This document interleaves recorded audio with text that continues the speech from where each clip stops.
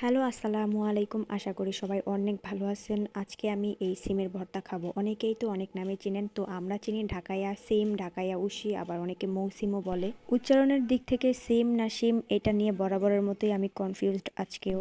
তো আপনারা একটু বুঝে নিন, আশা করি অনেকেই চিনতে পারছেন এর নাম কি। আর এগুলো আমার অনেক পছন্দ বলে মা অনেক মাস ধরে আমার জন্য রেখে দিছিল, আমি কবে আসবো ওই সময় আমাকে ভর্তা করে খাওয়াবে। আসার পরে ফাইনালি আজকে মা আমাকে ভর্তা করে খাওয়াবে, এই জন্য আগে সিদ্ধ করে তারপর বেটে নিতেছিল।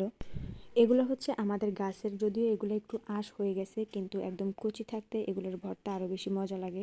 লবণ দিয়ে পেঁয়াজ আর কাঁচামরিচও একসাথে বেটে নিল।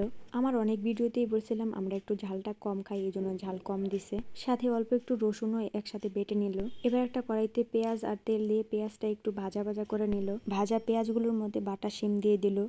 এখন শিমটা কিছুক্ষণ তেলে নাড়বে, আর এই শিমটা কিন্তু ভর্তাই বেশি ভালো লাগে। বোম্বাই মরিচ দিলে একটু বেশি ভালো লাগতো, ভর্তাটা একদমই মনে ছিল না, এই জন্য অল্প একটু বোম্বাই মরিচ ভেঙে তারপর দিয়ে দিছি। এমনিতেই তো ঝাল কম খাওয়া হয়, তাছাড়া ঘরে ছোট মানুষ আছে, এই জন্য ভর্তায় আরো কম দেয়া হয়েছে ঝাল। অল্প একটু বোম্বাই মরিচ ভর্তায় দিলেও ভর্তা থেকে স্মেলটা বোম্বাই মরিচের আসে, কিন্তু ঝালটা পুরো ভর্তায় মিশে নাই। সবশেষে আমি একটু ধনিয়া পাতা কুচি করে ভর্তায় দিয়ে দিলাম। ভর্তা বানানো শেষ করতেই আফিয়া বুড়ির সামনে আসলো, তাই ওর মুখেও একটু দিয়ে দিলাম। ঝাল ছিল না বলে আফিয়াও খেতে পারছে, আর ও কিন্তু একদমই পরে পানি খায় নাই।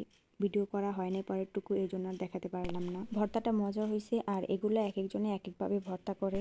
ভিডিওটা ভালো লাগলে আমার পেজটা ফলো দিয়ে পাশে থাকবেন। সবাই ভালো থাকবেন।